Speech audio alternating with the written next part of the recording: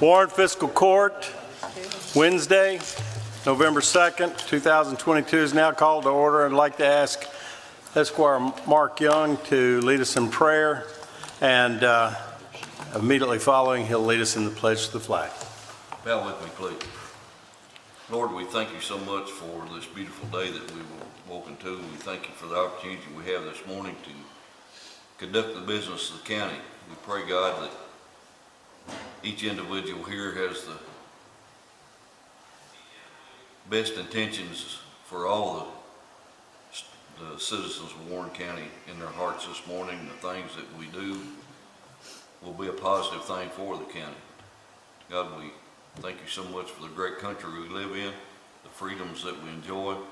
We ask you to be with those individuals that protect us and make sure that we continue to have these freedoms. God, we thank you so much for your son, the life he lived, the death he died for us, and it's in his name we ask this prayer. Amen. Amen.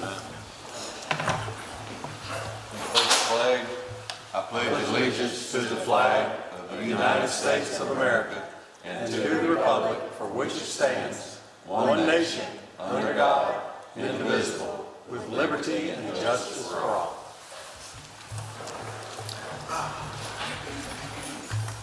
All righty. Please call the roll. Esquire Lawrence. Here. Esquire Young. Here. Esquire Payne. Here. Esquire Cummings. Here. Esquire Gorman. Here. Esquire McWhorter. Here. Okay. We need to approve the minutes of the fiscal court meeting of October 21st, 2022. Motion by Esquire Cummings, second Esquire Gorman. Discussion, questions? Please call the roll. Esquire Lawrence. Yes, ma'am. Esquire Young. Yes, ma'am. Esquire Payne. Yes, ma'am. Esquire Cummings. Yes, ma'am. Esquire Gorman. Yes, ma'am. Esquire McWhorter. All righty. If there are no objections, we have three different guests today that would like to make presentations or actually just give updates on their progress. And these are all three entities that you all are obviously very interested in their progress. The first one on the agenda, I'd like to introduce Butch Massey. You all know Butch from RECC. Butch, welcome. Thank you, Judge. Appreciate it. We've got some folks joining me today. Clint Carter, Director of Technology and New Services, and Ashley Harper, Customer Service Manager, both from NCTC. We're here to provide an update of the county broadband project, and we continue to make very good progress on that.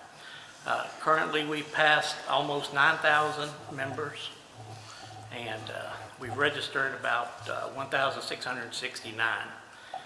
And so overall in Warren County, with this project and the work that we did before, we've now passed over 12,500 members in the county and registered over 3,200.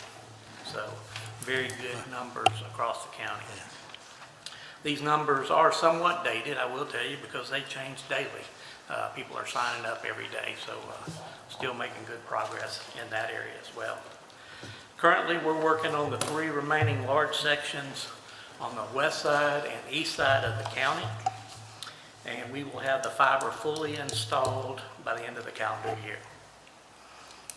Yay.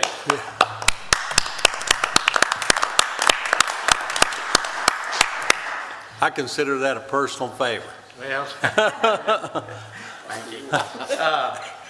So that'll have us 8 months ahead of schedule, full 8 months ahead of when we were predicted to do it. So we're real pleased about that.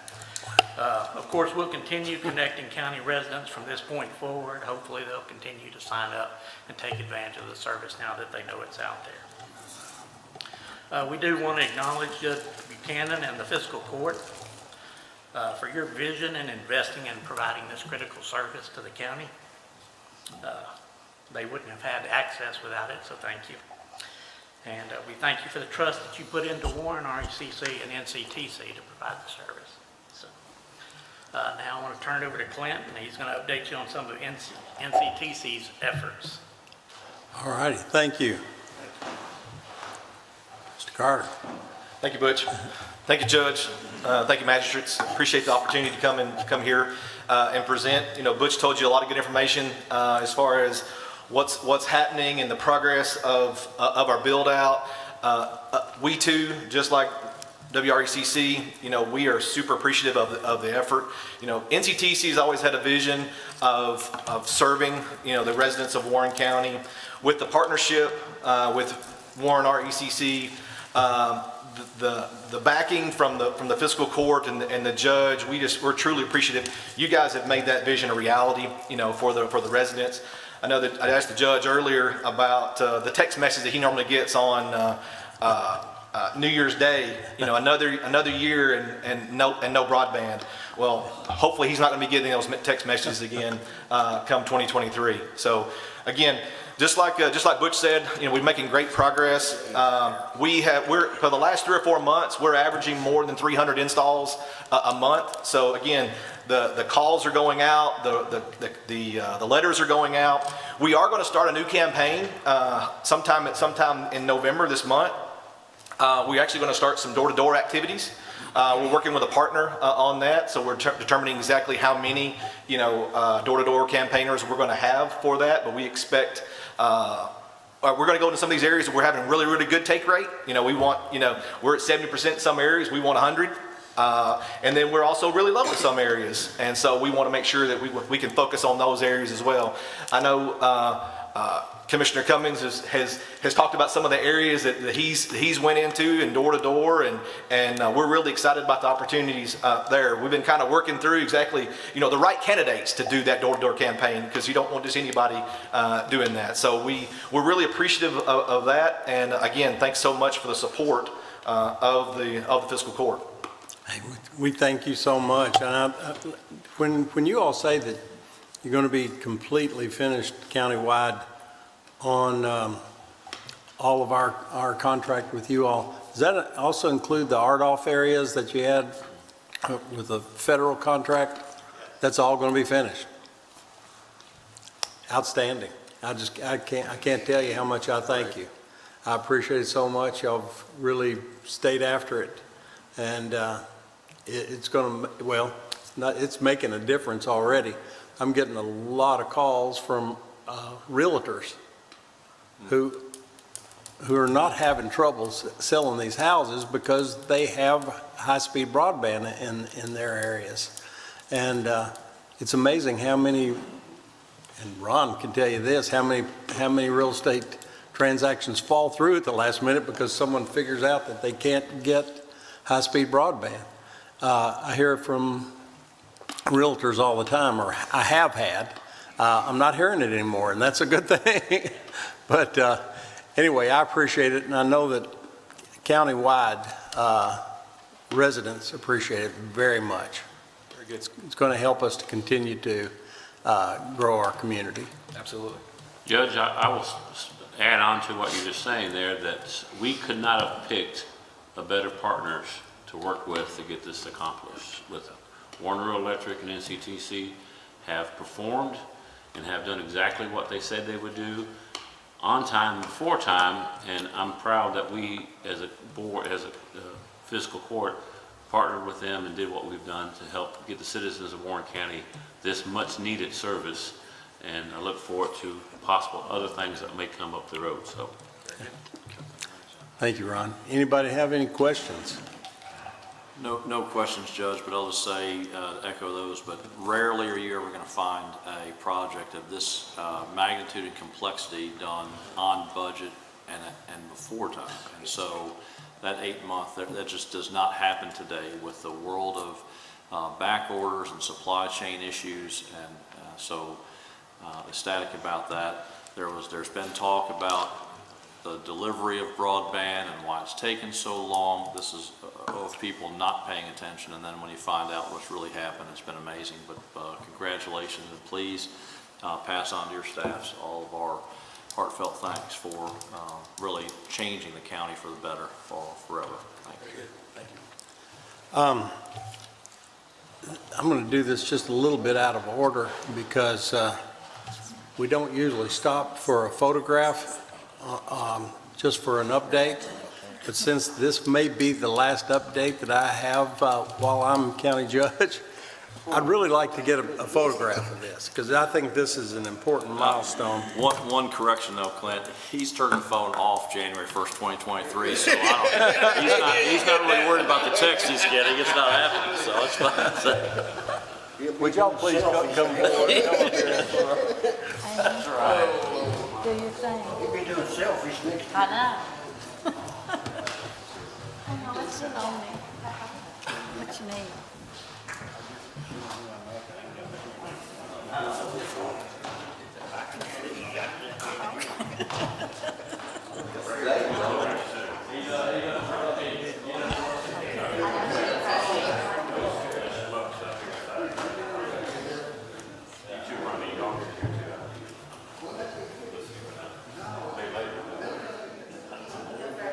Don's gonna go first. Sure I can get everybody in there. All right, 1, 2, 3. Why don't you guys get in on this side? They don't. Come on. Get on this side.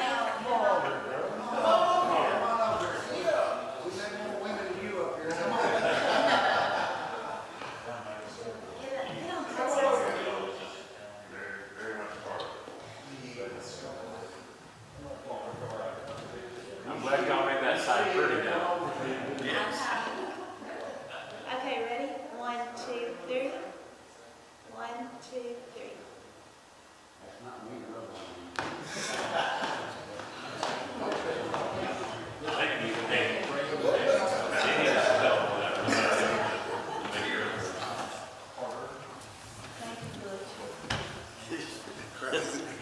I tell you, air is passing now, bro. This is, there's air passing and it started with peanuts. You know what I'm saying? Thank you. You're like a dog.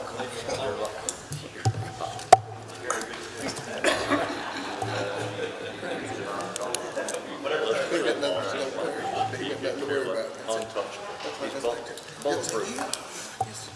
All righty, let's see here. Our next guest is also near and dear to your hearts. This is also from an update from Charter Spectrum. Jason Keller is on Zoom with us, and they're going to update us in regard to the areas that they are laying fiber throughout the RDOF areas. If you remember what the RDOF areas are there, that's the part of the federal contract that they have in much of the perimeter of the county. And Jason, welcome. Thank you, Judge. Can you hear me? Can hear you loud and clear. Fantastic. Thank you, Judge, for the opportunity to be here, members of the court. It's an honor, and it's an honor to be here, judges. You are moving to a new phase in your life. So we're grateful for all your leadership on this subject. I know that we've had many conversations throughout the years, and I know I am also in the same boat as you in seeing the light at the end of the tunnel here, that we're finally going to have broadband to so much of Warren County and rural Kentucky. And as you know, our company is extremely excited to be well underway in what is really the largest broadband expansion into rural Kentucky in the Commonwealth's history. Our project, between the grants that we received from the RDOF program, the federal grants, the state grants, and then other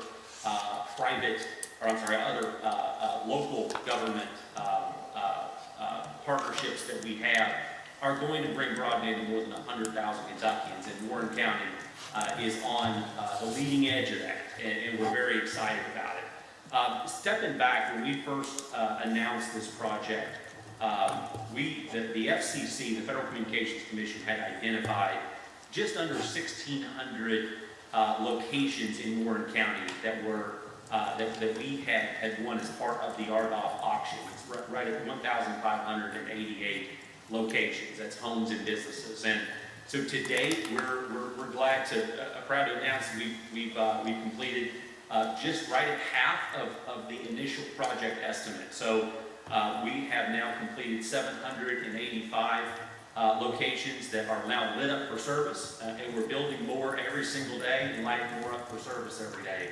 And that's, we're making steady progress since our last report in August, I believe it was.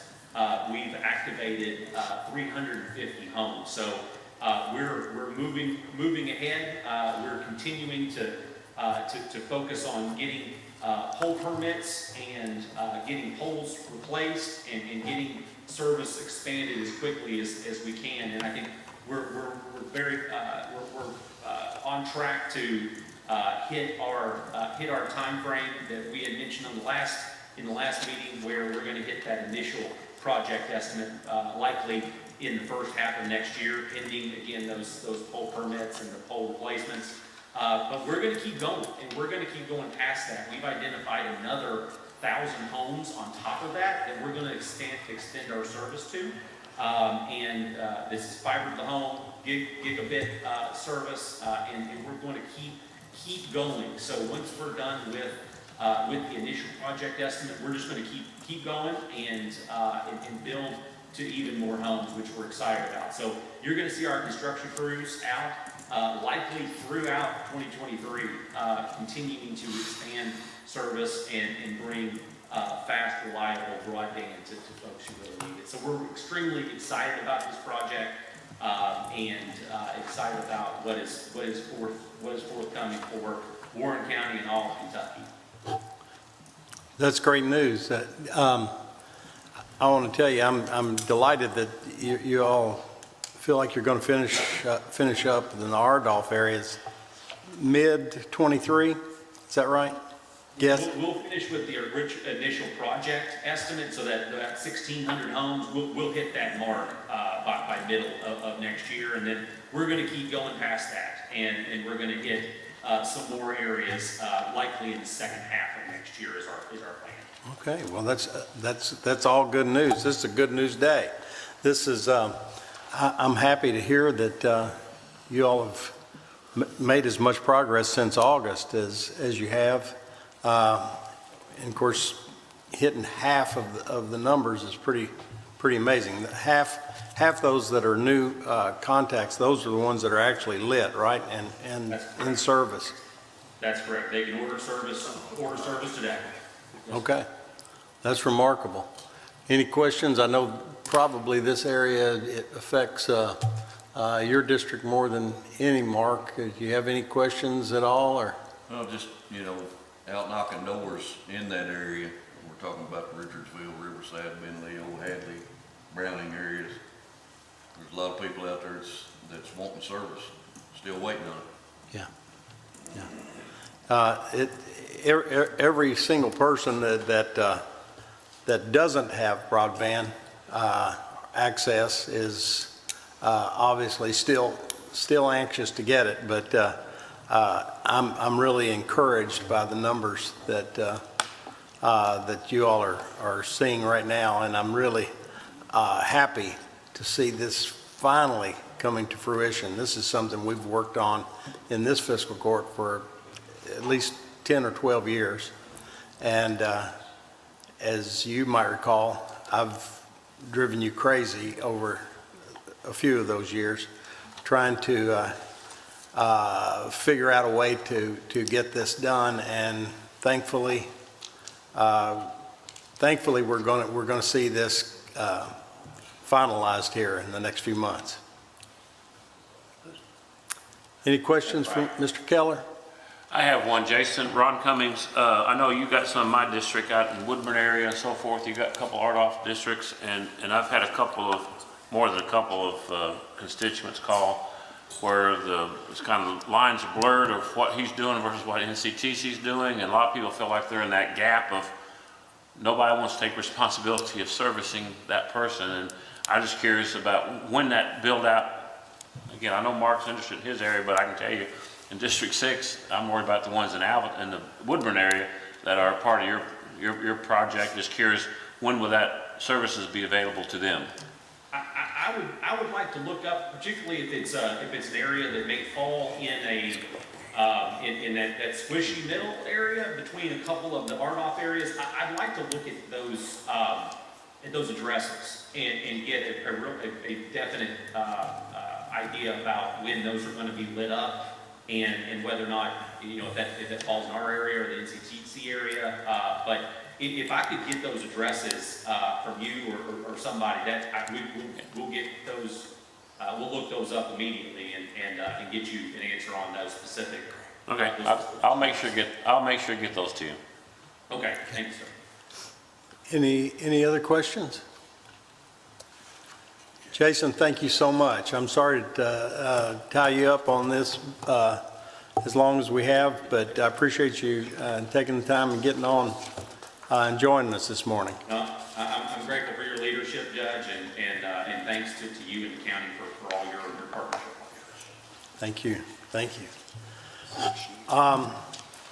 At this time, we are going to go to our good friends here, Brian Becker and John Swords, and Anna. I see Anna's on here, and Mike. Okay, we've got the whole crew here, or a big part of the crew from our workforce development, and obviously the expansion and installation of the fiber countywide makes a difference to their performance as well. So I hope that they appreciated hearing that before you got on. So John, I'm going to turn it over to you. All right, good morning. Thank you, Judge, and good morning to the court. We here at the South Central Workforce Development Board are honored to come give you an update on 4 different activities that we've been working on. 2 specifically that the fiscal court is supporting. So we'll jump into it. Let me share my screen, and I've got just a couple of slides to share with you to help guide this conversation. All right, can everybody see the slides? Yes, sir. Okay. All right, we're going to start with our work at Fort Campbell. So Mike Daly is our Fort Campbell career navigator, and he's been down there since early May is when he came on board. And Mike is dialing in right from the transition center at Fort Campbell, where hundreds of soldiers are cycling through that building every week, preparing to get out of the military. Now, they're often 5 to 7 months out, so they're preparing, but they're also very uncertain. But just a couple of data points on what Mike's been up to. So first of all, in his weekly schedule, Mike and about 14 or 15 other entities cycle through and visit a series of classrooms. Each classroom has 25 or 30 soldiers in it, but gets to cycle through and gets just a very brief period of time to stand up and say, hey, I'm Mike. I'm here to help you. I'm representing opportunities in South Central Kentucky, and then from there, offering up that assistance. And so he's seen about 94 people per week. Has seen over 2,000 people so far. But again, that's a very brief introduction. This is where the numbers tail off more than I would like, but we've had 52 soldiers specifically come to Mike and say, okay, I'm interested. I want to hear more. And in the course of that conversation, they're asked to complete an intake form so that we gather a little bit more information on them. And then it kind of tails off again from there, more than we would like. But we have made 17 referrals to local companies, and we are tracking 5 interviews. This is where things get a little bit murky for us sometimes. And sometimes once we make that referral or hand off to a company, we don't have perfect knowledge of what happens after that. Anyway, that's something that these numbers are not quite where I want them, and I'm going to talk about in a minute. But Brian and I and Mike, we're going to sit down and kind of re-review how we're doing everything to see how we can strengthen this and get these numbers to tick up and have a little bit better success rate than we've been having so far. But here's what I would just tell everybody, slow and steady kind of wins the race. You know, a lot of these soldiers are, again, they're just beginning to think about getting out. They're being bombarded with information while they're there that week. They're being bombarded with not only with a lot of entities, employers and other entities that are trying to capture their attention. So really, it's a fight for attention. How do we get their attention? How do we keep their attention? And how do we get them to continue, you know, to work with us? And so, so it's a tall task, but we're going to keep chipping away at it. And I'll present a couple of ideas that we're going to try out. I will share that, you know, in addition to that daily routine that goes on, and you know, Mike being available to meet with soldiers, Fort Campbell, they host about 4 really large hiring fairs throughout the year. They're 2-day events that bring in hundreds of service members, spouses, veterans, and Mike has been he's been part of that. And generally in the summer job fair and the fall job fair, you know, had an opportunity to talk to over 200 service members, veterans, or spouses. And then as well, you know, one of the things that we do is we escort groups of soldiers over here on manufacturing tours. And you know, in this time frame since Mike's been on board, he's brought 2 groups to Warren County and 1 to Franklin, and you can kind of see the list of companies that have benefited from that. Okay, so things that we've got in the works. So again, we're going to sit down and deliberately review, and where we need to, we're going to revamp our process and our workflow to see if we can get these numbers, you know, get a better return on these numbers. The other thing that we're in the process, and I've been at Fort Campbell 3 or 4 times in the last couple of weeks, is we are trying to put together, formally become a DoD Skill Bridge provider. DoD Skill Bridge is it's a program where service members in the last 180 days of service can go do an internship with a company. And we're trying to, what we're setting up is that my organization would act as an intermediary, and we would help, you know, local companies could work with us. We'll have the agreement in place with Fort Campbell, and what we'll be able to do is offer service members, military spouses, individual internships that are anywhere from 8 to 12 weeks in length. The employers would get to host the internship at no cost to them. It's a great deal.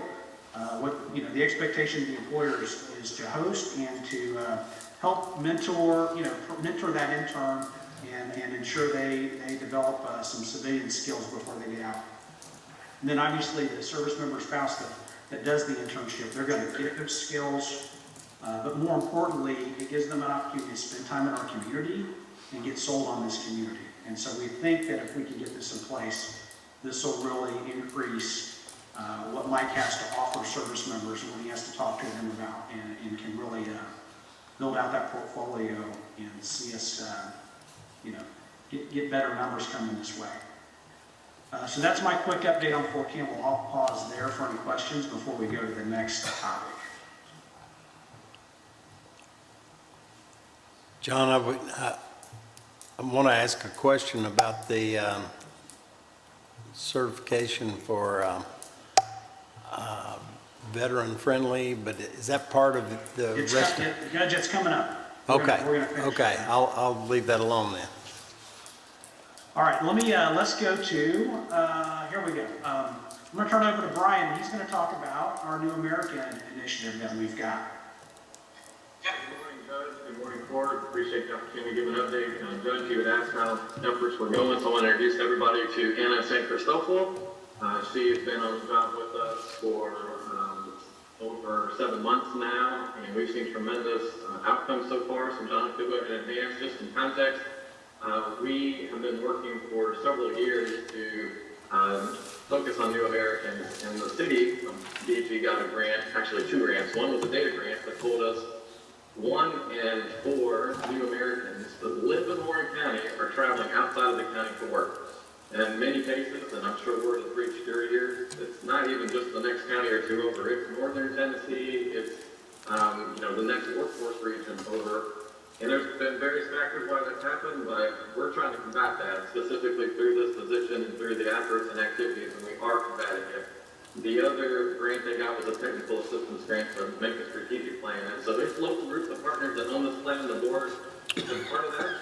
But what we actually got to launch Anna's position was Tornado Disaster Recovery Grant through our state government that funds our WIO programs. And so, John, if you look at the next one, it's the clock is ticking, but here's the results we've seen in 7 months. So we've had over 500 folks engaged through events, presentations. We've met with community leaders and ethnic and language groups. But 300 and counting folks have had individualized.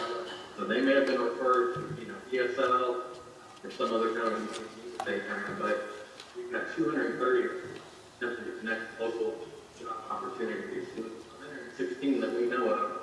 And then this work. And again, that climbs every day. Actually, we are planning an intentional job fair that is trying to screen employers to match populations of different competency levels. So we usually work with the African American and Hispanic communities, and this position is connecting that issue because what happens is just like veterans. Hey, excuse me, Brian. Excuse me just one second. The sound on yours, I don't know if your microphone is a little bit distant or if someone else is on there with their speaker on that's interrupting, but it's your voice is coming through, but it's difficult to hear exactly what you're saying. Oh, I'm sorry. Okay. And I'm trying to talk fast to be brief. So basically, Anna has on the screen tons of people that she's engaged with. Does it come through better now? Worse. It's not any better. It's different, but not any better. Okay. Let me hop over into John's office real quick. Sorry. I just think this is important, and I want everyone to be able to hear it. All right, thank you, John, for letting me use your computer. So basically, yeah, we've had the position for 7 months. Tons of people have been engaged. And let me advance to the last slide here. What we're learning is that nothing beats connecting to a professional. So having these dedicated personnel working with certain populations is key. So Anna brought a lot of experience to the table already, a lot of community connections and relationships. She's trilingual, so she knows 3 languages. I'll say trilingual with a Y, T-R-Y, or T-R-I. I'm trilingual with T-R-Y.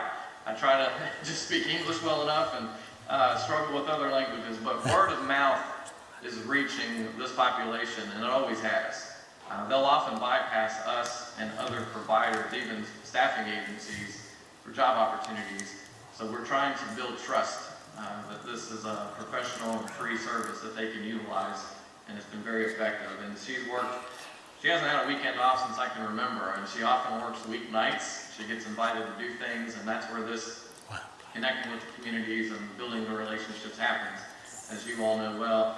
But we're also seeing that some employers are better at embracing this population than others. So we're trying to give the best practices and share that advice of what we see is working. And then we've recently, probably here in the last month or two, seen folks even driving down from Louisville and other counties over that are hearing about Anna and connecting with her. So as I said, it's being successful, and we're very pleased with the progress of this position. But it is temporary funding, so we will be looking to try to make this a permanent position in the fold, and you can obviously see the effectiveness and not even a full year's worth of effort here.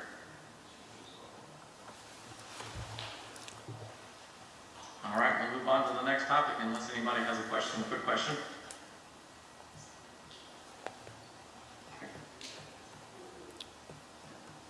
All right, Mike, use some chairs. I'll just add that we've had 10 folks from Cuba show up in the last 2 weeks. They've just showed up unannounced, wanting to talk to Anna, and she's put half of them to work. She's got half of them jobs already. 5 start next week. Is that right, Anna? Yeah. So I mean, it is very effective. The word of mouth is really what. Yes. Word of mouth works once you build that trust. And so that's what we're seeing here. Okay, so let me move on to the next thing. And Judge, this isn't something you asked for, but I thought that I owed you in the court an update on it. since you're helping fund this position.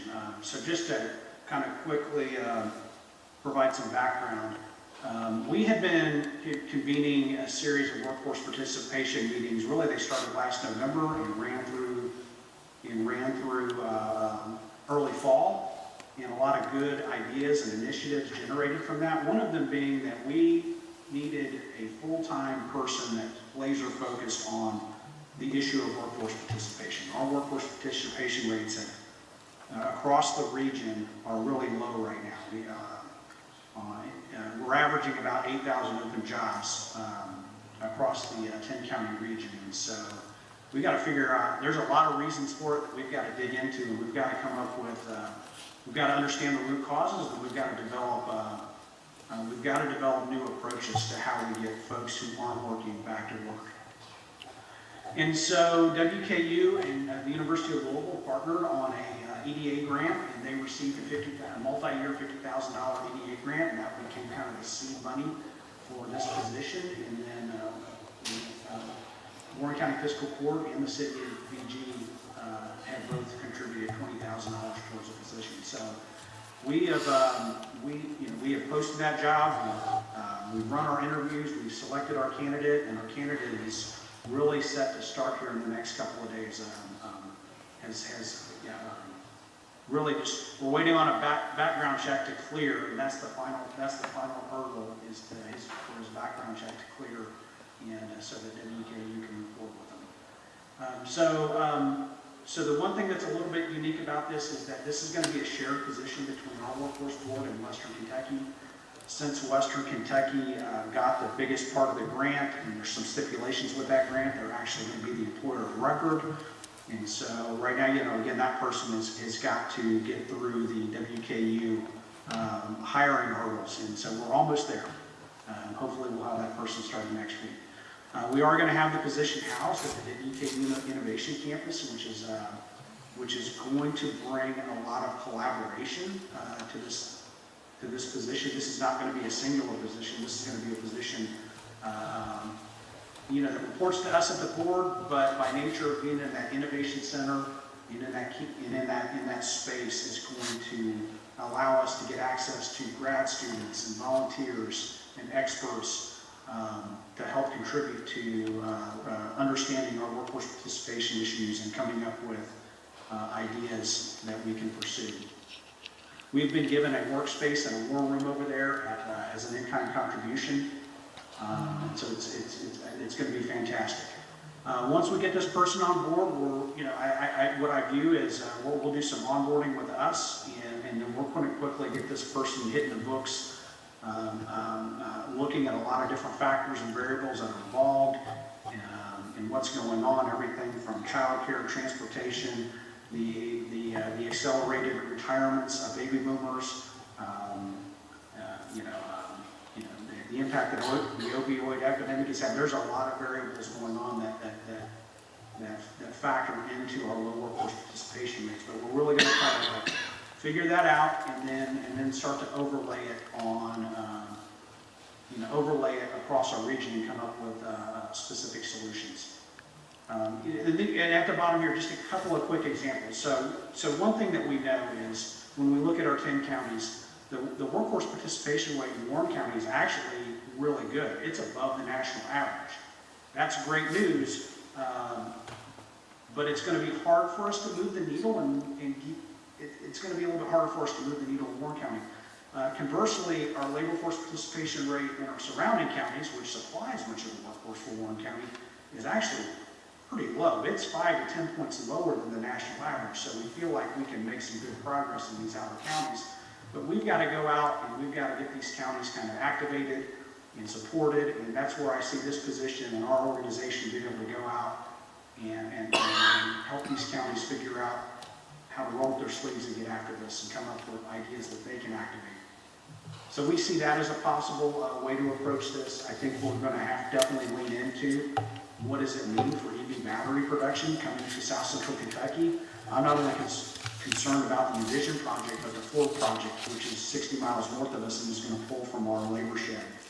And we got to figure out what that means. What does it mean to our high schools? What does it mean to our post-secondary institutions? What are the second and third order impacts on the smaller manufacturing companies that are downstream from Envision? Envision's going to pull their workforce away. What does that mean to them? How do we mitigate that? And so we've got to put together a working group to get in front of that. So there's just a couple of quick ideas of how we envision using this role. We're very thankful that Western and Warren County Fiscal Court and the City of Bowling Green have committed some funding to this. We think it's going to be, we think it's going to pay dividends for us and help us get ahead of this workforce participation challenge that we've got in our hands. So I'll pause there before we go to our final update, which is on Welcoming Workforce Initiative. Okay, I'm going to jump out of my seat and hand this over to Brian. Yep, all right. So real quick, we identified a need to have a certification process to sort of denote employers of choice, right, that are doing really well, recruiting, retaining veterans, recruiting, retaining new Americans. And forgive me, I didn't define new Americans earlier, but that's immigrants and refugees, no matter how long they've lived here. But these are permanent residents that, are staying here, not international students or anything like that. So, the idea was how can we sort of endorse and certify that these employers are doing healthy and supportive practices. And so we were approached by the Kentucky Center for Leadership. It's an organization that ran under two different names before and merged together, but they've done a lot of training development in our region, and they came to us and asked how they could kind of plug in, and we said, hey, we've got a concept for something, but we don't feel adequate as a workforce board being the thing that can certify this. What makes us experts in this field, and we don't want it to come across as favoritism to any certain employer since we work with everybody. So the center agreed to go after this. We've been working with them to try to identify about 8 to 10 best practices for each category. So at this point, we've been trying to collect feedback from HRs. Are these doable? Are these feasible? Are these healthy? We are having a New American Job Fair I mentioned earlier. We asked, and we vetted the employers for that, and we use these criteria for it. And so we got a lot of good information from the employers, but we feel these are fair questions to ask. But we're still trying to get more feedback. So the center is using somebody through a SHRM group to try to collect more information back from employers. But the idea is there'd be this, this may or may not be the final graphic that you see on the screen here in the top left, but something that does sort of like best places to work, sort of like the safe space, something that denotes this is a place that's welcoming and to give employers an edge, especially all of our local employers. That's where this is meant to live, is locally here in our region, so that we don't have to always, spread the word that there's this way out there besides just word of mouth that's attracting people to go and look. So even states away can come and know that these places are welcoming. But this would deploy with our support. Again, this would be owned and managed through the Kentucky Center for Leadership. But this is what we're hoping to do, and Judge has been following the progress and encouraging us on it. So it's nearly complete, and we're ready to deploy this as soon as we get a little bit more feedback. Can we start tomorrow? Right. Well, so here's the idea. We've already asked these employers participating in this job fair coming up in a couple of weeks, and our idea is to go straight back to those. Hey, you've already answered some of these questions. The idea is this group would come in, sort of take a look under the hood, make sure they are doing it. It's not just lip service.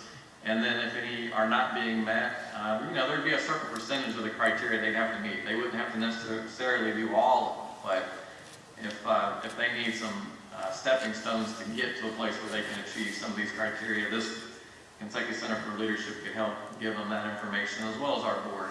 But there might be some professional, development that needs to happen internally, certain things like that.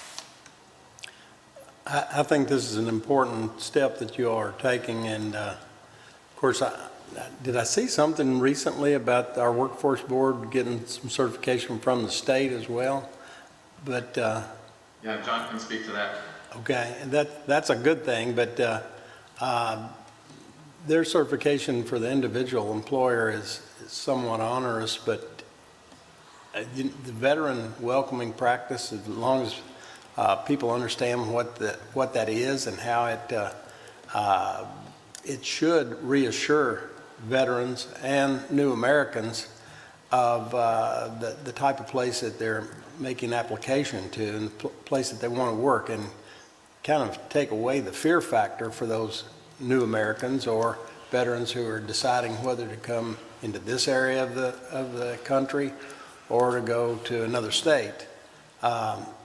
Having that welcoming workplace certification should take the fear factor out and the unknown away from all of our employers here. Should be a really good thing for our local or regional employers.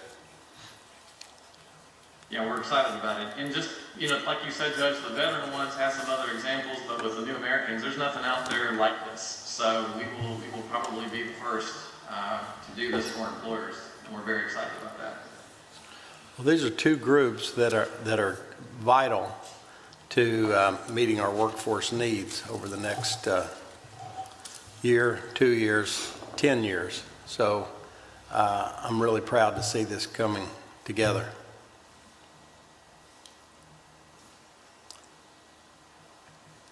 John, are you going to It is coming together. We're proud to say that. On November 9th, the Workforce Board is going to receive an award from the Department of Labor for being a veteran-friendly workplace. We applied for this. The window to apply is early spring, so we applied for this back in February.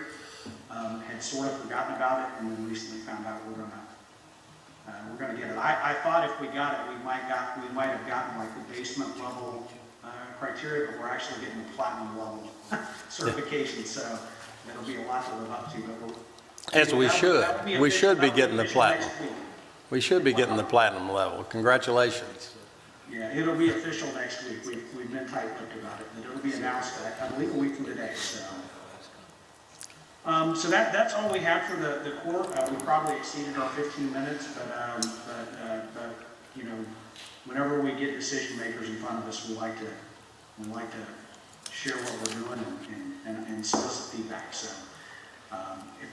So if there is any final feedback, we're here to take it, and then we'll be happy to come back and do an update for you anytime. Probably owe you one right after the new year once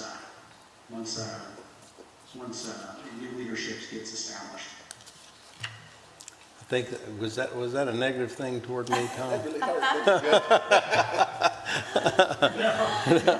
Not at all. No, I think that's exciting. I'm really excited about this. I hope that Anna and Mike both know how strongly we support their efforts, because I do think that they are really focusing on areas that we must focus on, must be successful in attracting the very people that they're working with. And I'm proud to see we have two professional people to work on this effort. Hey, Judge, could I add that, and we didn't mention it today, but we are working closely with Crowd South and BG Works. They often reach out to us and ask our opinion on different ideas and things that they might want to pursue. So, for example, for this new American job fair that we've got coming up in a couple of weeks, we suggested to Crowd South, hey, why don't you target Northern Tennessee? There's a large new American community in Northern Tennessee, and they're happy to come in and take our population. Let's invite them to come up and see our opportunities. And so Jason and his team are taking that on to see if we can drive a number of job seekers up here from Northern Tennessee to this job fair that we've got planned. That's exciting. I'm glad to hear that. I have kept up with your all's communication, and very often I'm included on that. So I'm really excited to see the collaboration that you all have with them. Thank you all so much for being here. Are there any questions from anyone on the fiscal court? I think everybody here seems pretty happy with the direction that you all are moving. Thank you all. Thank you all for being here this morning. Appreciate it. Thank you. We appreciate the opportunity. Have a good day. Thank you. All right.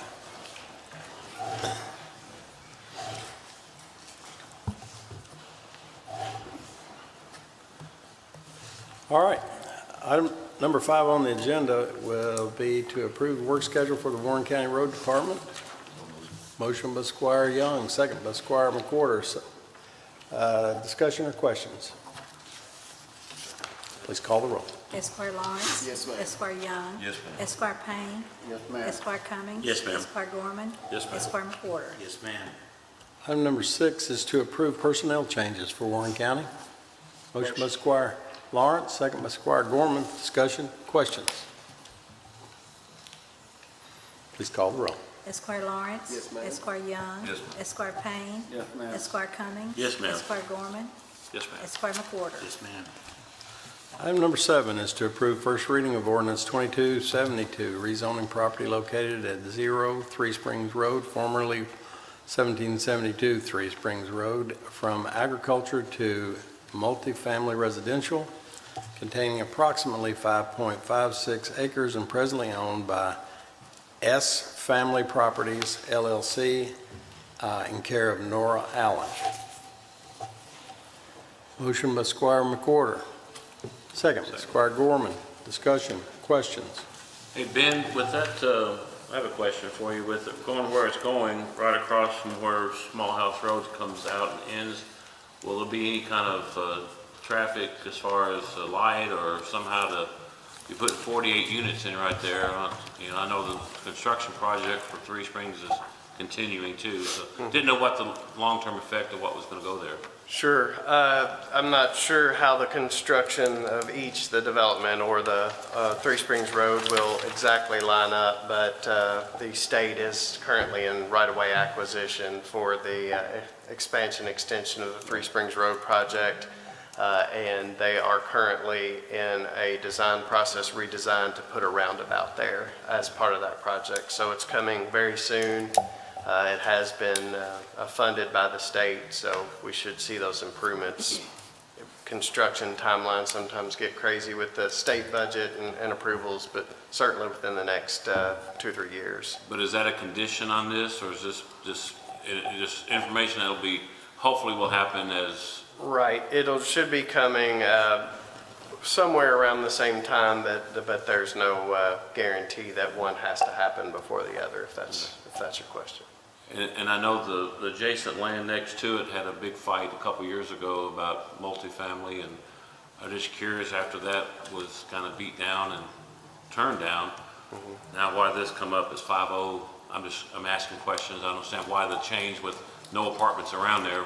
You know, what was the decision of the commission to say yes to this? As you pointed out, it was 5-0. I mean, you can read the staff report, and of course, the public hearing was there. There was opposition. I think around 6 or 7 people spoke in opposition. Some of the same ones that were from the previous one, which is single family. It's not multifamily.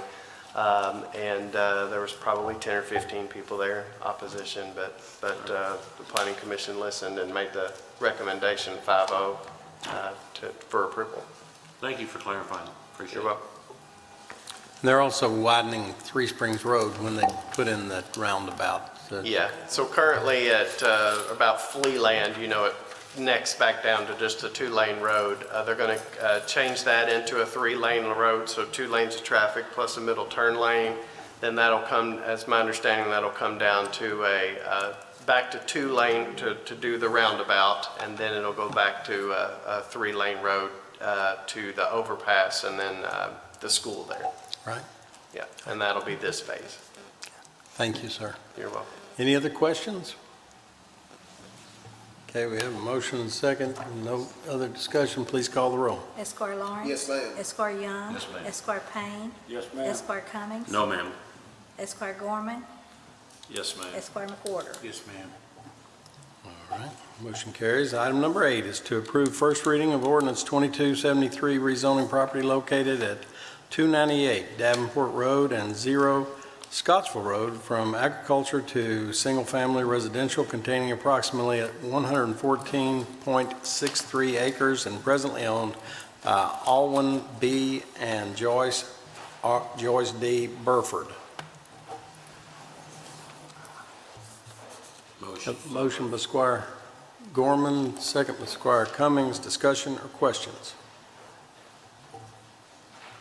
Please call the roll. Esquire Lawrence. Yes, ma'am. Esquire Young. Yes, ma'am. Esquire Payne. Yes, ma'am. Esquire Cummings. Yes, ma'am. Esquire Gorman. Yes, ma'am. Esquire McWhorter. Yes, ma'am.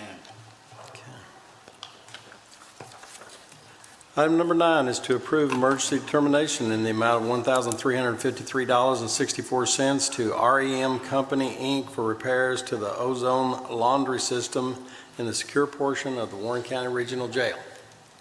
Motion by Squire Cummings, second by Squire Lawrence. Discussion or questions? Please call the roll. Esquire Lawrence. Yes, ma'am. Esquire Young. Yes, ma'am. Esquire Payne. Yes, ma'am. Esquire Cummings. Yes, ma'am. Esquire Gorman. Yes, ma'am. Esquire McWhorter. Yes, ma'am. Item number 10 is to approve the first quarter financial report for the Hadley Volunteer Fire Department. So moved. Motion by Squire McWhorter, second. Second, Squire Cummings. Discussion, questions? Please call the roll. Esquire Lawrence. Yes, ma'am. Esquire Young. Yes, ma'am. Esquire Payne. Yes, ma'am. Esquire Cummings. Yes, ma'am. Esquire Gorman. Yes, ma'am. Esquire McWhorter. Yes, ma'am. Item number 11 is to make part of the record the average Warren County Regional Jail's monthly population report for 2022. If there are no objections, it's hereby ordered to be entered into the record. Item number 12. To approve first reading of ordinance 2274, rezoning property located at 12250 Nashville Road from agriculture to residential estate containing approximately 4.82 acres and presently owned by Annie Austin. Motion by Squire Gorman. Second by Squire McWhorter. Discussion, questions? Please call the roll. Esquire Lawrence. Yes, ma'am. Esquire Young. Yes, ma'am. Esquire Payne. Yes, ma'am. Esquire Cummings. Yes, ma'am. Esquire Gorman. Yes, ma'am. Esquire McWhorter. Yes, ma'am.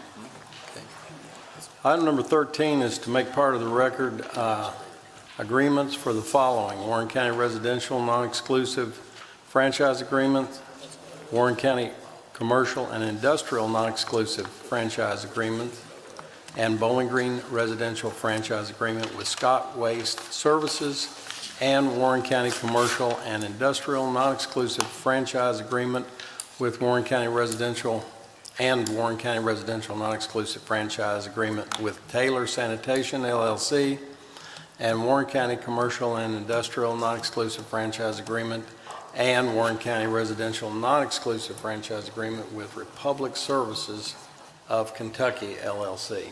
Motion. Okay, we have a motion by Squire Cummings, second, Squire McWhorter. Discussion or questions? Please call the roll. Esquire Lawrence. Yes, ma'am. Esquire Young. Yes, ma'am. Esquire Payne. Yes, ma'am. Esquire Cummings. Yes, ma'am. Esquire Gorman. Yes, ma'am. Esquire McWhorter. Yes, ma'am. Item number 14 is to approve interfund transfers for Warren County. So, Motion by Squire Gorman, second by Squire Lawrence. Discussion, questions? Please call the roll. Esquire Lawrence. Yes, ma'am. Esquire Young. Yes, ma'am. Esquire Payne. Yes, ma'am. Esquire Cummings. Yes, ma'am. Esquire Gorman. Yes, ma'am. Esquire Yes, McWhorter. ma'am. Item number 15 is to approve first reading of ordinance 2275, rezoning property located at 0 and 1395 Gherkin Road from agriculture to residential estate containing approximately 9.526 acres and presently owned by Handy Homes, LLC. So moved. Motion by Squire McWhorter, second by Squire Young. Discussion, questions? Please call the roll. Esquire Lawrence. ma'am. Esquire Young. Yes, ma'am. Esquire Payne. Yes, ma'am. Esquire Cummings. Yes, ma'am. Esquire Gorman. yes, ma'am. Esquire McWhorter. Yes, ma'am. Item number 16 is to approve first reading of ordinance 2276, rezoning property located at 766 Matlock Old Union Road from agriculture to residential estate containing approximately 4.24 acres and presently owned by Carolyn Cates Glass. Motion. Motion by Squire Cummings, second by Squire Young. Discussion, questions? Let's call the roll. Esquire Lawrence. Yes, ma'am. Esquire Young. Yes, ma'am. Esquire Payne. Yes, ma'am. Esquire Cummings. Yes, ma'am. Esquire Gorman. Yes, ma'am. Esquire McWhorter. Yes, ma'am.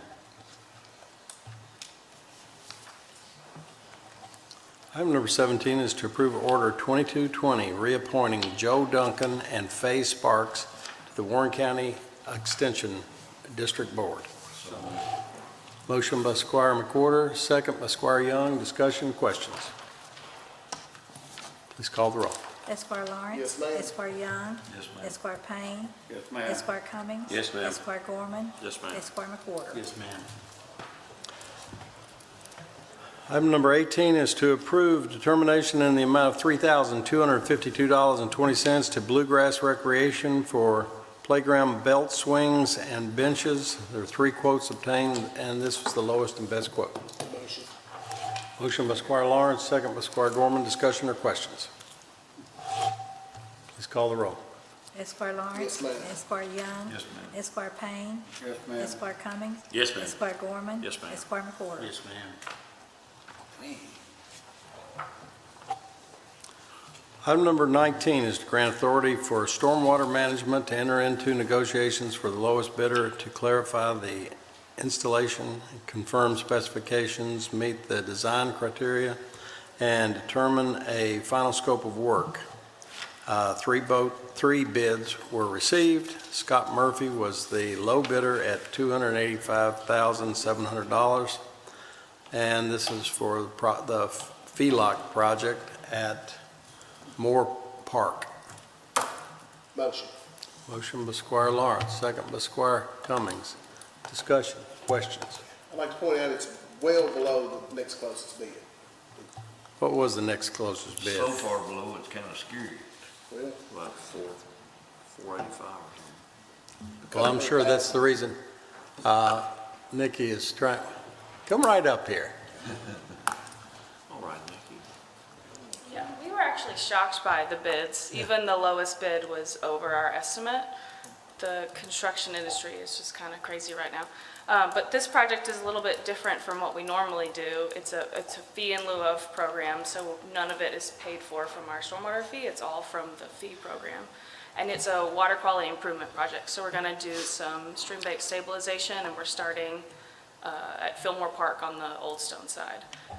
And so we would like to meet with the low bidder, Scott and Murphy, to discuss possible options to bring that cost closer to the estimate without trying to sacrifice some of that water quality element. Any other questions? But yeah, the quotes were, or the bids were quite a shock. It's the ones who want the work and Well, and the 2 that were so much higher, they're from out of town, and they do more environmental restoration stuff. yeah. And they're not local, so it's always going to be more expensive to bring them Yeah. down. So it was just way more expensive than, Yeah, just setting up from out of town. yeah, it was quite a bit. Any other questions? No other questions? Have a motion and a second. Please call the roll. Esquire Lawrence. Yes, ma'am. Esquire Young. Yes, ma'am. Esquire Payne. Yes, ma'am. Esquire Cummings. Yes, ma'am. Esquire Gorman. Yes, ma'am. Esquire McWhorter. Yes, ma'am. Item number 20 is to approve determination in the amount of $5,568 to Vacker Sign for Story Trail frame boards to accommodate the partnership with the Warren County Public Library and the Story Trail program. There were 3 quotes received, and this was the lowest and best quote. Motion by Squire Gorman, second by Squire Lawrence. Discussion or questions? Please call the roll. Esquire Lawrence. Yes, ma'am. Esquire Young. Yes, ma'am. Esquire Payne. Yes, ma'am. Esquire Cummings. Yes, ma'am. Esquire Gorman. Yes, ma'am. Esquire McWhorter. Yes, ma'am. Item number 21 is to make part of the record the summaries of the Warren County Regional Jail Sicarius capital improvement grant funds for year in 1920, 2021, and for year 21-22. If there are no questions, since this does include money in these reports, I need a motion to approve. Motion by Squire Cummings. Second by Squire Gorman. Discussion. Question? Please call the roll. Esquire Lawrence. Yes, ma'am. Esquire Young. Yes, ma'am. Esquire Payne. Yes, ma'am. Esquire Cummings. Yes, ma'am. Esquire Gorman. Yes, ma'am. Esquire McWhorter. Yes, ma'am. Item number 22 is to approve lease agreement for two 2022 Ford F-550 dump trucks with plows and salt spreaders to Enterprise Fleet Management in an amount not to exceed $1,242.06 per month each for 72 months for use by the Warren County Road Department. So moved. Motion by Squire Young, second by Squire McWhorter. Discussion or questions? Much needed. Hey, it's neat. Any other comments or questions? Please call the roll. Esquire Lawrence. Yes, ma'am. Esquire Young. Yes, ma'am. Esquire Payne. Yes, ma'am. Esquire Cummings. Yes, ma'am. Esquire Gorman. Yes, ma'am. Esquire McWhorter. ma'am.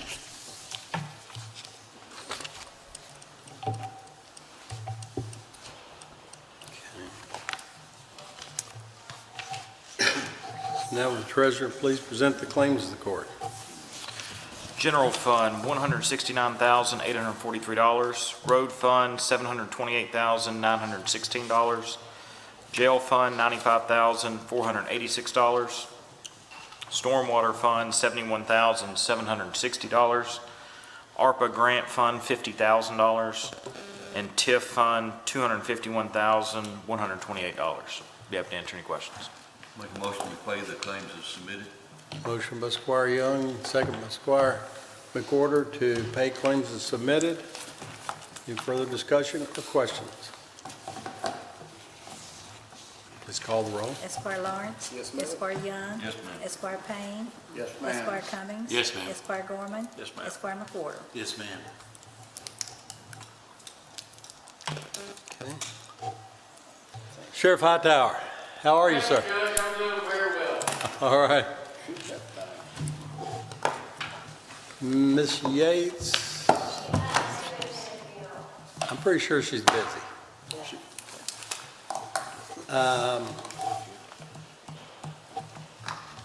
Taylor Harmon. Live and in person, unusual, I like this. He needed a break. It's actually true, isn't it, Stephen? Yeah, he does. Mr. Comer.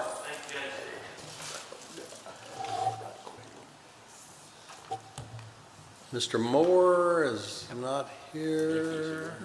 Nikki. Nick, did you have anything you'd like to share with us other than what we've already? Okay, thank you.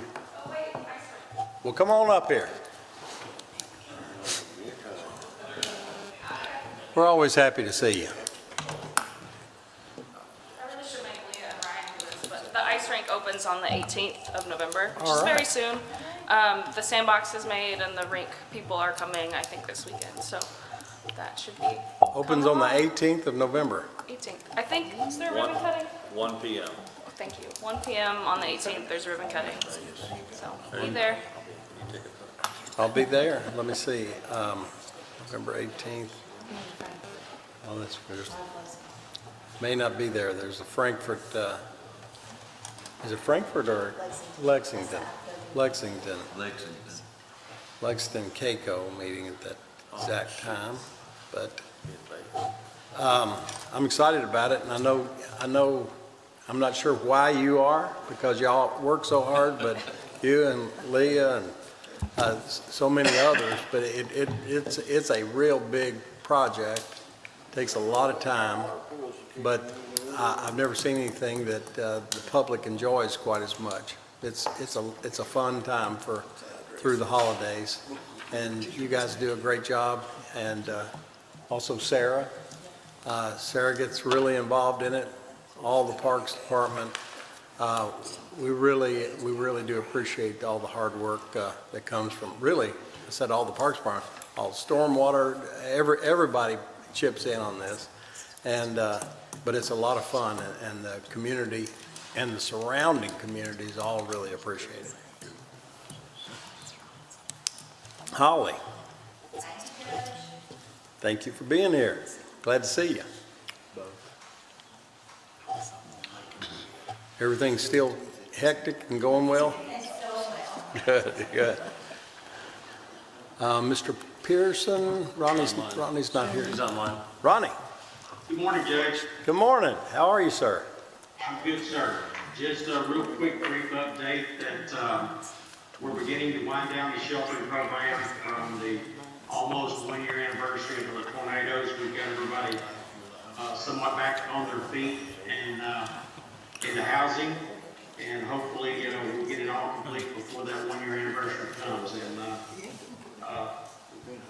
building going on, lots of new facilities that went up, new homes, so we're excited this community's resilient. Well, part of why we're resilient is because of you and all of your help. I appreciate you. Thank you, sir. Mr. Loving is not with us, is he? Okay. Let's see. Mr. Reagan, did you have anything that you'd like to add to? Yes, Judge. I just want to let you know that we have applied with the state for an illegal open dump grant cleanup for next year. We're just going to be doing one site. It's going to be a larger site at the dead end of the Kirby Poe Road out near Alberton. And the cost of that's going to be around $14,000 with 75% of that paid through the grant. We'll hope to hear positive news from that in December. Did we have everything cleaned up out there at the Jennings Creek dump? Yes, with the appreciation going to the city and Matt Powell for getting some volunteers to actually get in the creek and get about 40 tires out. We pulled out about 137 tires there, and the jail crew with Jeff Robbins took those to our facility, put those away, and then about 4 or 5 days later, we found another comparable pile out on Baker Road. So we don't know where these are coming from, but we would like to have some tips on that and get those to the sheriff or someone on that. We need to find out who's doing this stuff. It's amazing how many open dumps we have cleaned up over the years and how they still keep appearing from time to time. You would think there wouldn't be any left to clear, but there always seems to be someone who doesn't mind destroying the environment and dumping things where they can't legally do it.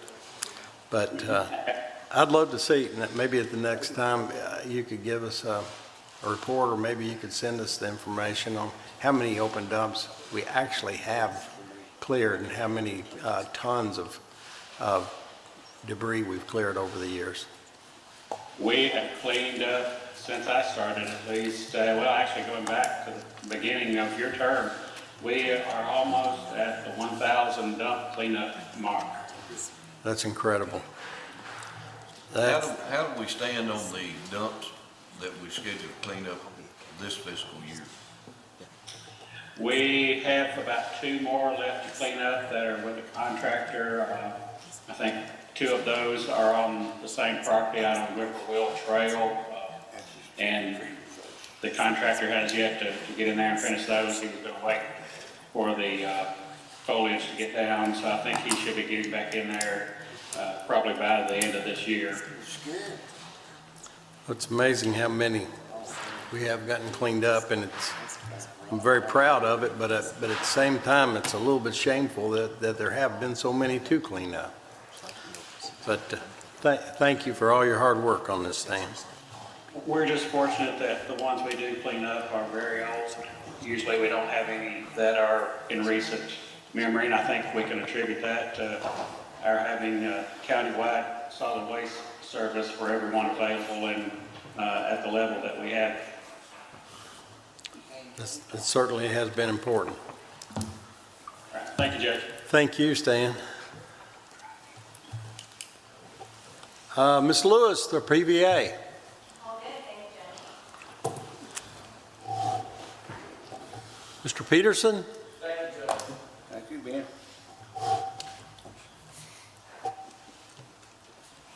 Mr. Markram?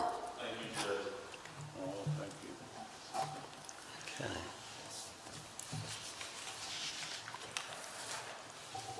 Squire Payne.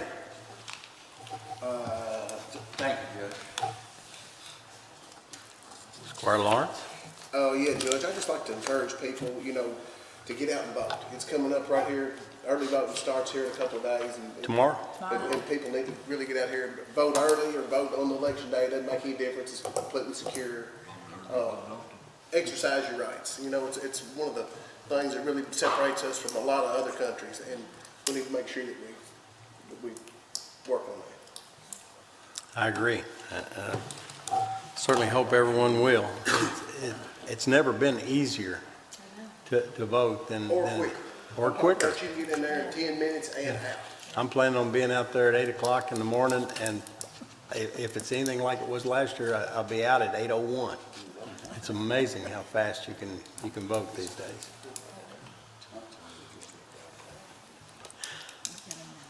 All righty.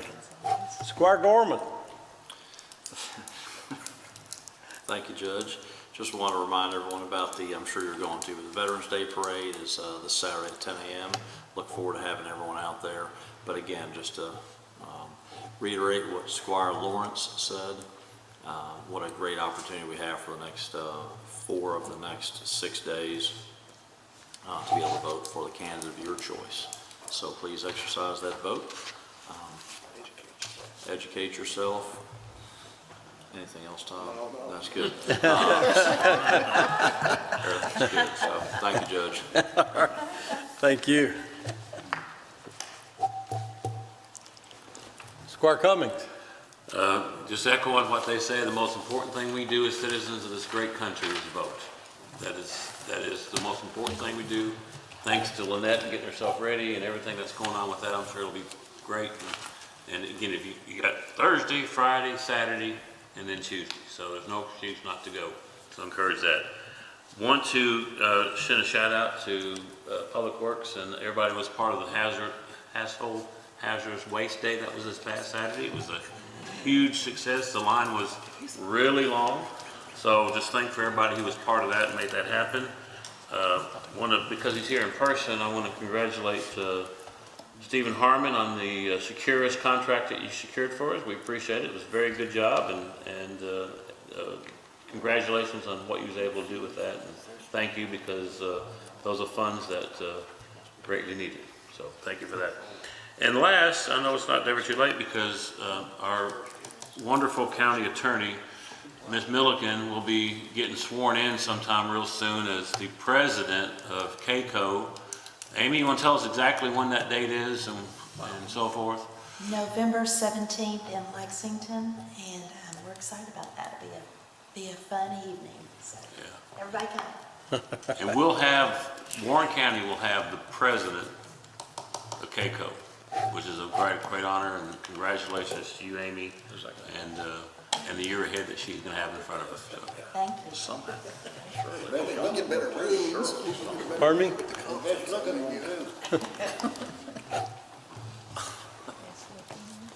Congratulations. This is exciting for Warren County. I know it's exciting for you, but it's exciting for Warren County, and we appreciate it. Despite me not wanting to do it. Doesn't make any difference to me now. It's going to make a difference to me, so. Thank you.